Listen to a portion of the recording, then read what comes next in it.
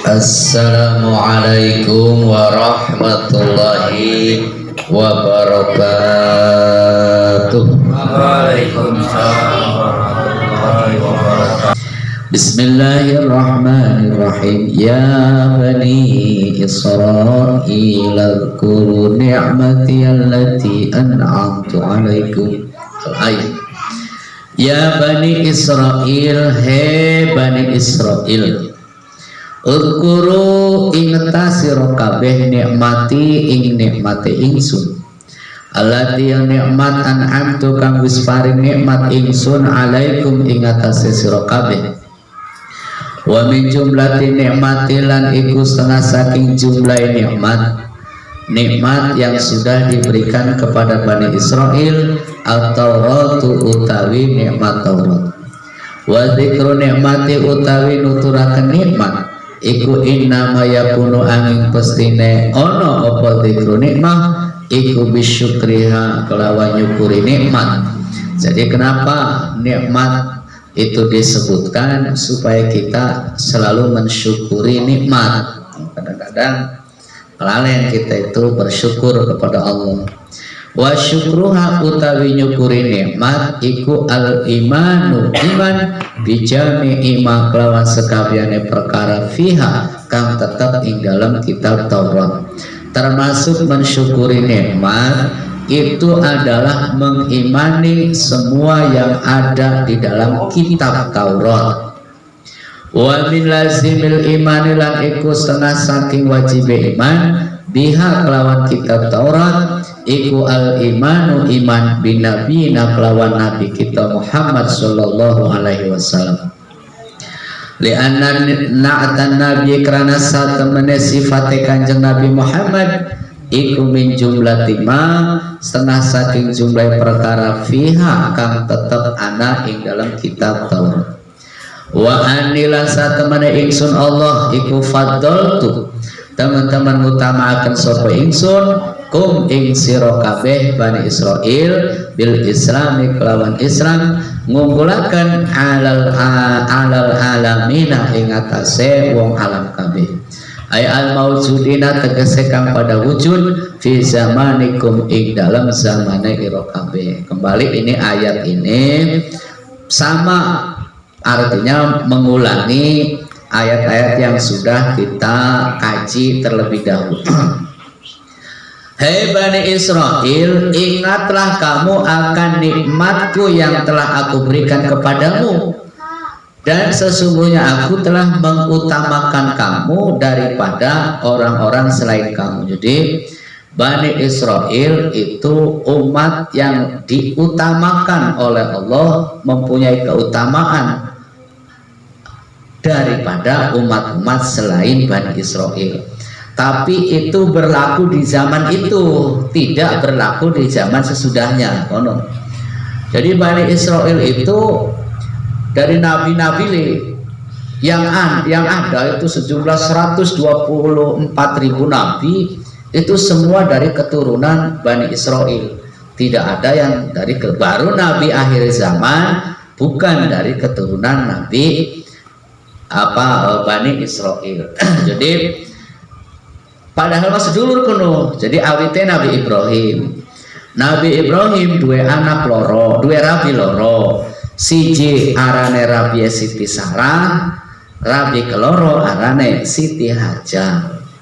Sing Siti Sarah dua anak Nabi Ishak. Nah, sing Siti Hajar dua anak Nabi Ismail.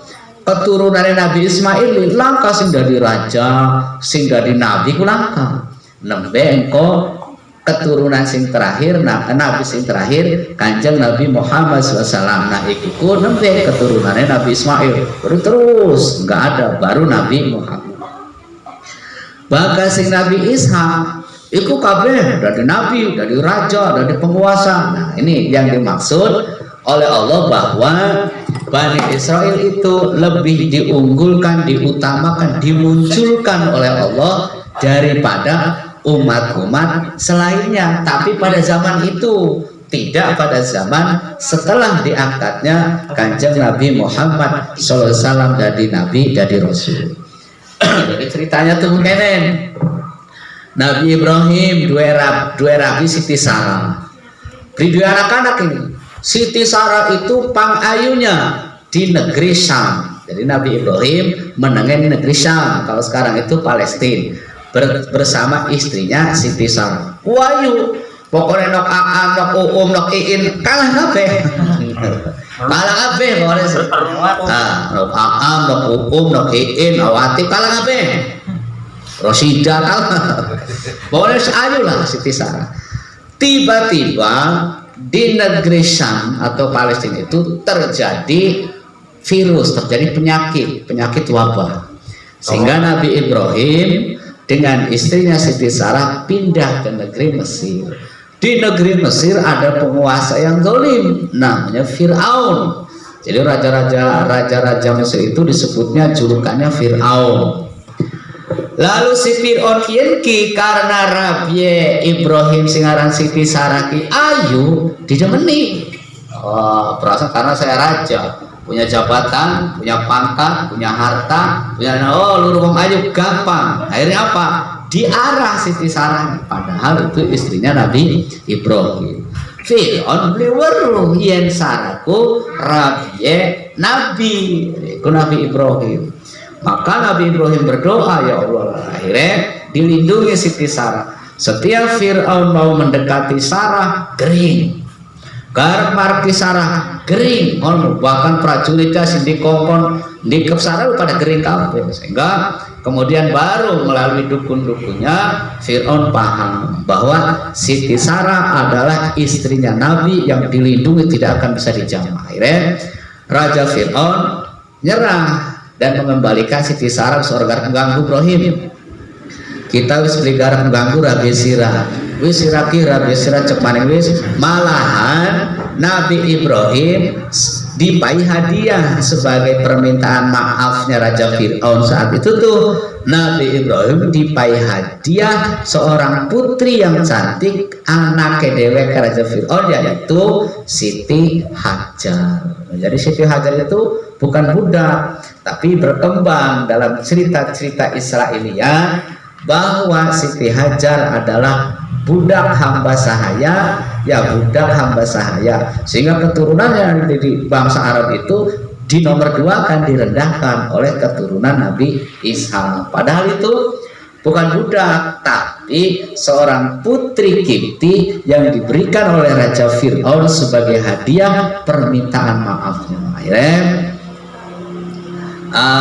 Siti Hajar dikongkon nang Raja Fir'aun bapai dewek dari selir Kipti untuk menjadi atau membantu Nabi Ibrahim.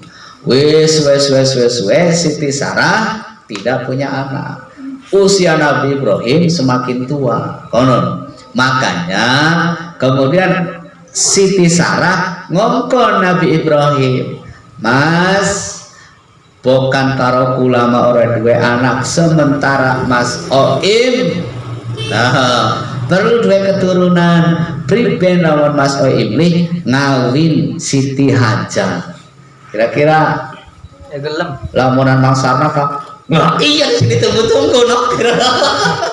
Cocok. Dia tadi ngomong orang ngomong Siti Sarah tuh gitu. Anak beli kira-kira wadah zaman kian mengoron. Ros, ada tapi Ros. Masya Allah ya.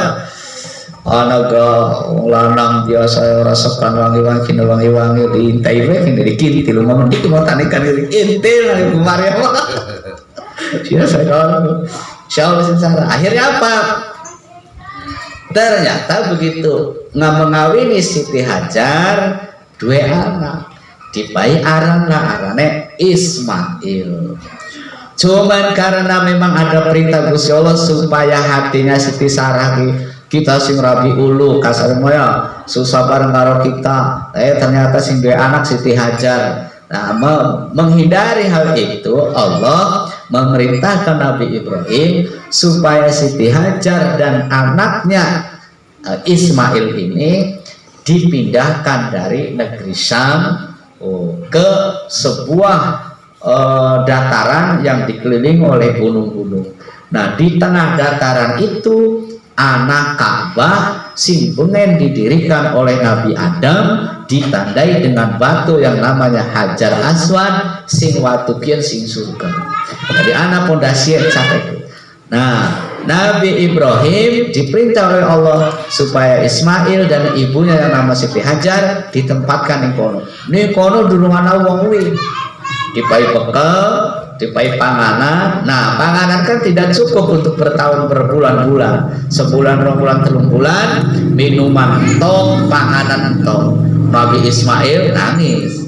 Maka pribadi ini, wah, Siti Hajar melayu antara Bukit Safa, Bukit Marwah mencari air.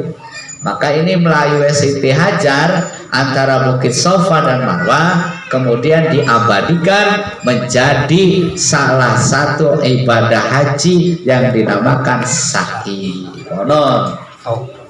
Akhirnya Siti Nabi Ismail masih anak-anak itu gejok-gejokakan sikilnya, lalu mencuratlah metu air. Nah, air inilah dinamakan air Zam-Zam. Konon. Nah, karena di situ keluar air subur-subur, maka banyak orang yang kemudian mampir ke situ, meneng ning kono, akhirnya ramai. Jadilah kemudian kota Mekah. Nah, setelah selang 14 tahun berikutnya, jadi Nabi ini menurut satu riwayat Nabi Ismail sudah berumur 14 tahun, baru Siti Sarah itu oleh Allah dikaruniai anak, diarani Ishak. Nabi Ishak dua anak telu, Ais, Yahuda, Yakub. Ya, kalau dari anak yang pertama Ais itu Nabi Ayub, ya, terus Zulkifli. Dari Yahuda Nabi Daud, Nabi Sulaiman, Yahya, Zakaria, Nabi Isa. Dari Nabi Yakub ini Yusuf, Musa, Harun, Isa, Ilyas. Jadi semua nabi itu adalah keturunan daripada Nabi Ishak. Ya, maka dalam ayat ini Allah kemudian anni faddaltukum alal alamin. Saya mengutamakan kalian Bani Israel daripada umat-umat yang lain. Maksudnya pada zaman Nabi Musa, ya berarti Bani Israel yang diutamakan oleh Allah. Dengan apa? Dengan diutus Nabi Musa dan dengan diberikannya kitab Taurat daripada umat yang lain. Nih, jadi semua nabi itu keturunan Nabi Ibrahim. Dari Ismail, Nabi akhir zaman yaitu Kanjeng Nabi Muhammad, dan dari Nabi Ishak semua Nabi Daud, Sulaiman, Ilyas, terus Zulkifli, Daud, Isa sampai Nabi Isa. Itu semua keturunan daripada Nabi Ishak. Nah, ning Nabi akhir zaman, Kanjeng Nabi diutus jadi nabi dari keturunan Nabi Ismail. Nah, wong Yahudi, wong Nasrani pada zaman Kanjeng Nabi Muhammad beli gelem kongkon nurut nih Kanjeng Nabi Muhammad. Alasannya karena Kanjeng Nabi Muhammad adalah keturunan Ismail, dan Ismail adalah anaknya Siti Hajar, seorang budak yang tidak layak, wong kere, wong miskin loh, tidak layak menjadi nabi. Harusnya nabi itu dari keturunan saya. Kono kasarnya sih masa ini kan menjarah ngaji, ini siapa Ustaz? Siapa? Ustaz Eman. Wah, seorang pacak jadi Ustaz tuh. Ustaz kita nih dari Edia. Apa sih? Saya kan anak bapak awam.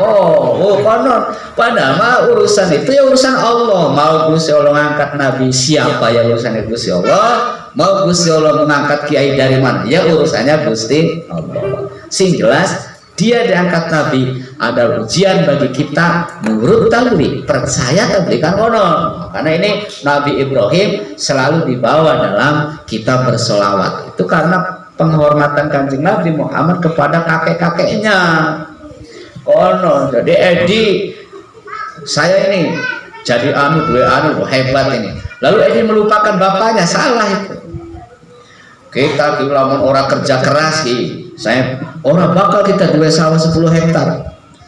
Kita lamun orang kerja keras, orang bakal kita jadi camat, orang bakal kita jadi bupati.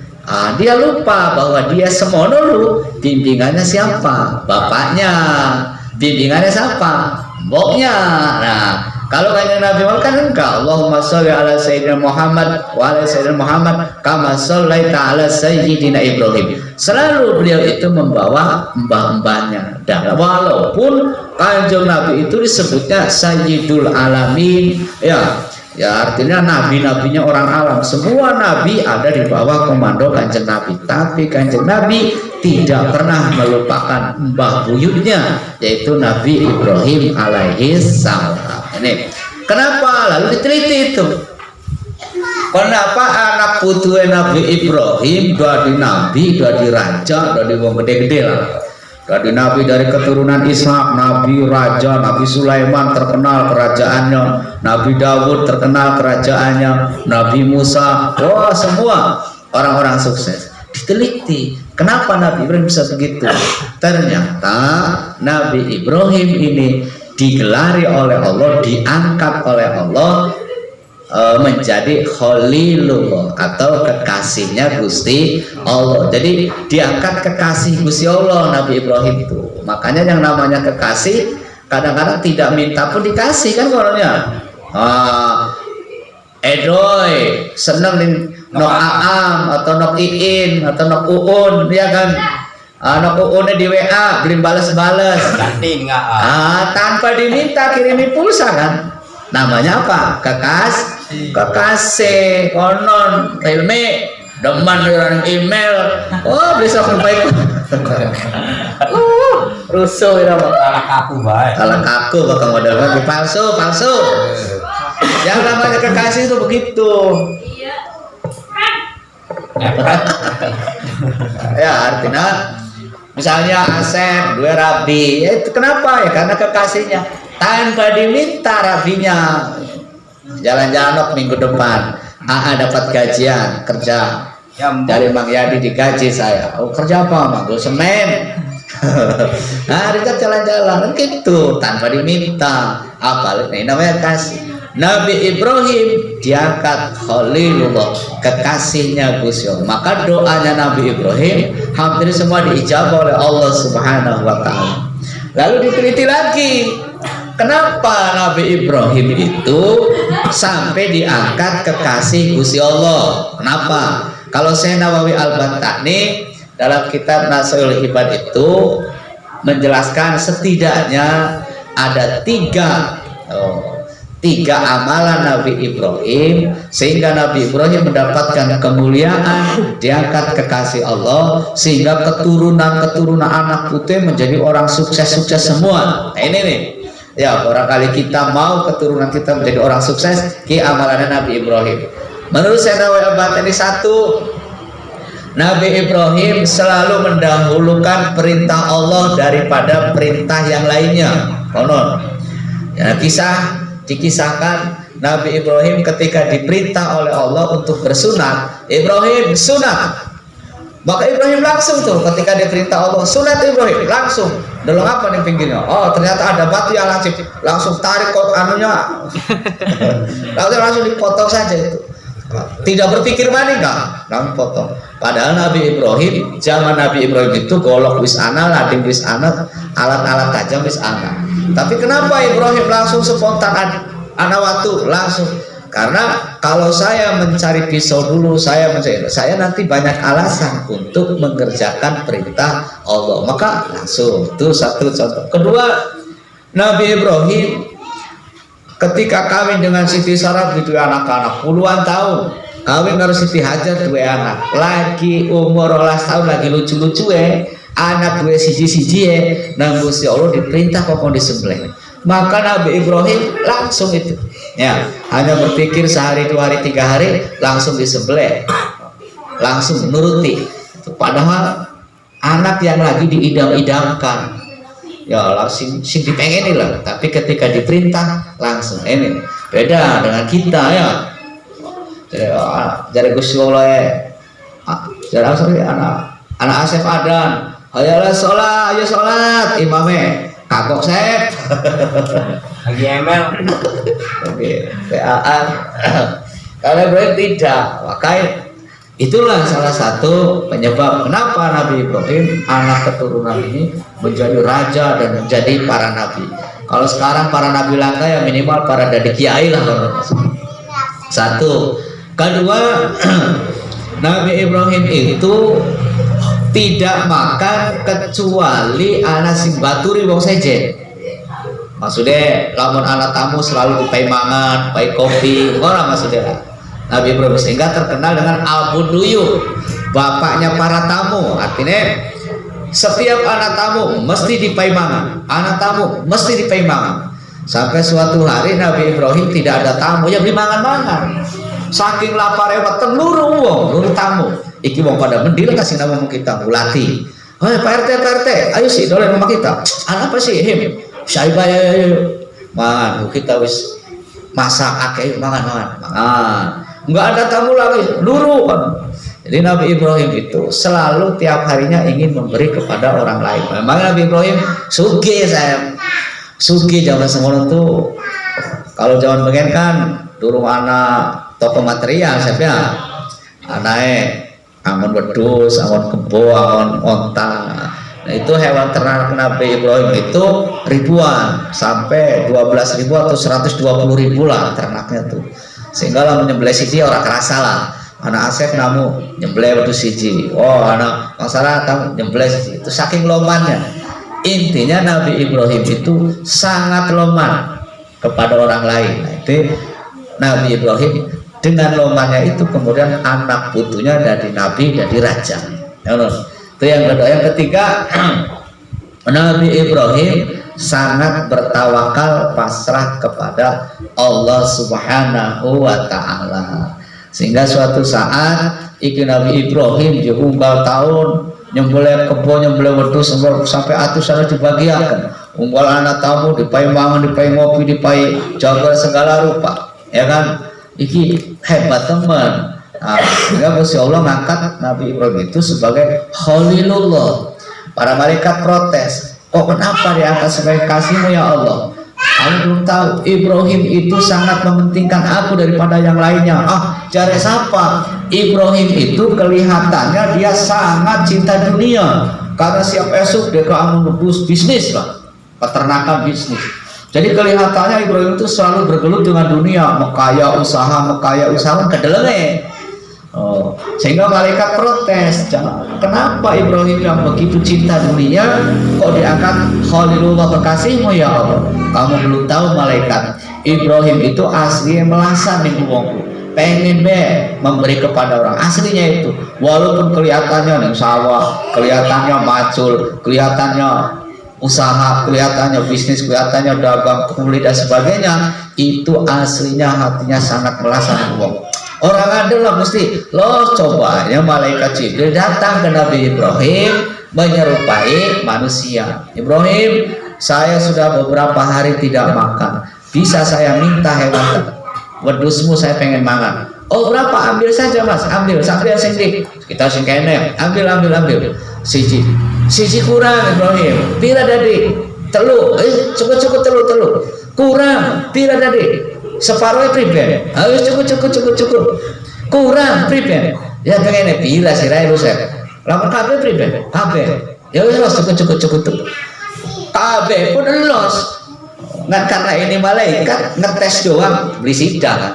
Lamun Asep saya, Bang, ya saya cukup terong mari. Asik. Asik.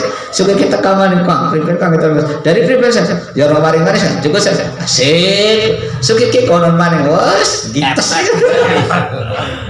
Nabi Ibrahim intinya Nabi Ibrahim itu mendapatkan gelar Khalilullah kekasih Allah itu dia mengutamakan Allah daripada yang lain. Walaupun dalam kelihatan mata dia berbisnis isuk makan sore balik, esuk makan sore balik, ning sawah angus, semua bisnis dilakoni sehingga menjadi orang sugih. Tapi dari kesugihannya itu dia loman. Dari kelomanannya itu Gusti Allah kemudian memberikan 2 orang anak. Semua dari anak-anaknya menjadi orang-orang yang penting, jadi nabi, jadi rasul. Bahkan dari anaknya yang namanya Ismail menjadi nabi akhir zaman, orang yang termulia sealam dunia, yaitu Nabi Muhammad Sallallahu Alaihi Wasallam. Jadi keutamaan Bani Israel itu keutamaan di zamannya. Kalau zamannya Kanjeng Nabi Muhammad SAW, umatnya Kanjeng Nabi lah yang diutamakan yang lebih baik. Sebagaimana dawuh Kanjeng Nabi, kuntum khairu ummatin ukhrijat linnas. Kalian adalah sebaik-baiknya umat yang dikeluarkan untuk manusia. Kenapa umat Kanjeng Nabi itu lebih baik? Karena umat Kanjeng Nabi adalah selalu beramar ma'ruf dan nahi munkar. Pokoknya sing mantep sekali la ilaha illallah Muhammadur Rasulullah. Wallahu a'lam bishawab. Al-Fatihah.